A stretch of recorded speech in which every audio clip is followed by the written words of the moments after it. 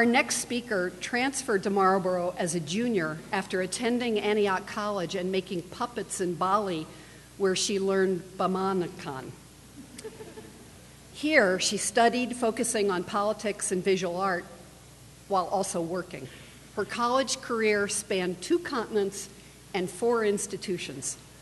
Elected by her peers to speak today, she is an example of resilience. Shea Witzberger.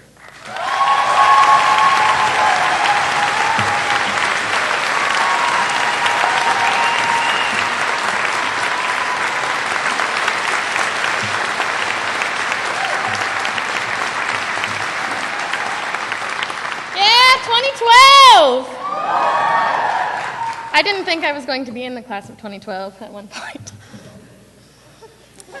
But over half a decade later, here I am.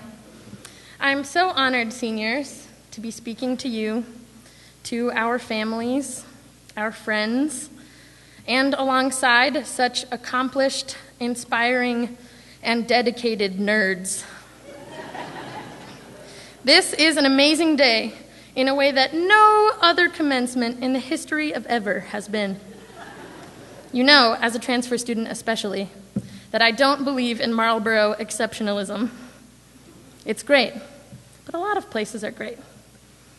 Marlboro has taught me a lot, but this day is not uniquely exceptional because of the amazing plans that we wrote, danced, sang, and acted.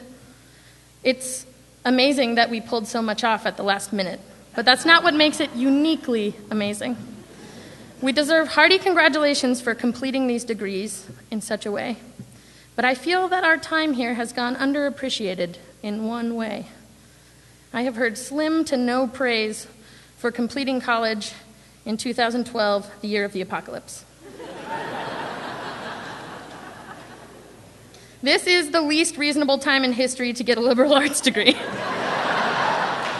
And I'm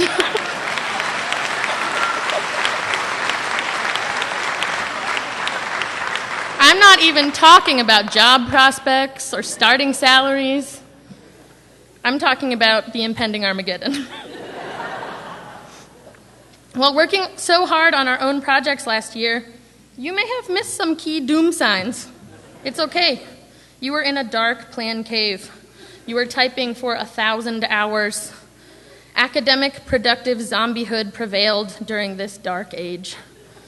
And while I'm glad to see you back in the social world, exposing yourselves to the sunlight, wearing graduation robes instead of bathrobes, I have some news for you. Please allow me to recap the writing on the wall. Doom sign, the rapture, do you remember? A rapture happened while we were finishing school. Number 2, revolutions spread across the globe. Everyone occupied everything. Some of us skipped class to join in. There were hurricanes and floods and tsunamis, but I will leave that for Bill McKibben to talk about. Continued economic uncertainty kept little institutions like this one shivering in fear like an endangered tropical bird in a nuclear winter. Sally Mae was named an honorary 5th horseman of the apocalypse this year. And her first hellish deed was an attempt to repossess this speech, so you wouldn't find out. If, seniors, as you finished your oral examinations, visions of smokers on a party barge on a fire pond didn't bring vivid images to your mind of Waterworld, I suggest revisiting your VHS collections.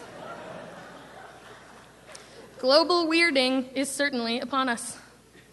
And despite the amazing, inspiring, articulate, and rational call to arms that I'm sure you're going to see from Bill McKibben about saving the planet, I'd like you to take a moment to remember the Mayan prophecies.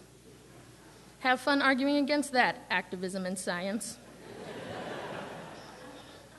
Seniors, as your fragile transitional minds drift toward worry about all of those little anythings, worry about moving back in with your parents, how you'll survive an unpaid internship, if there will be any unpaid internships to be had, after the survivors of whatever crazy apocalypse happens, remember the old cliche that liberal arts colleges teach you how to think.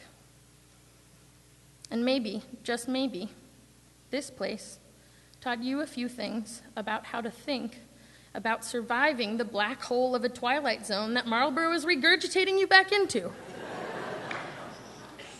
Marlboro taught us that when the going gets rough, it's great to have surrounded yourself with dedicated self-starters and lots of camping equipment. Marlboro taught us that when there weren't any cups left in the dining hall and town meeting was still arguing about whether or not to buy new cups, we could drink out of bowls. I did it. Don't pretend you didn't do it. Marlboro taught us that when resources are slim, people are going to argue about whether or not women should get any of those resources. And in the meantime, you have found the dream future fuel for creating excellent feminist criticism. Marlboro taught us to examine and change our own governing processes, to watch how our governing structures handle crisis, and to improve that process. This will mean that we are the people best prepared for leadership roles in the transient governments of the space colonies. These are all vital skills for 2013 and beyond, if we make it that far. In closing, no one doubts that this is a weird time to be the bright-eyed graduate of a liberal arts school. But I would be doing you a disservice by letting you celebrate with your loved ones about your accomplishments in such certain and dire times. Think about stockpiling the refreshments on your way out, folks. A sharp social mind, an ability to thrive in uncertainty, and some really heavy-duty crampons and vacuum-sealed food packets. These are the Marlboro alums of the future. I ask that you all glean from these beautiful, joyous moments, these final moments of the last glorious golden days on this beautiful hill, what pragmatic and critical knowledge you can, because it is a cold, cold world out there, but it is getting warmer at an alarming rate. Thank you.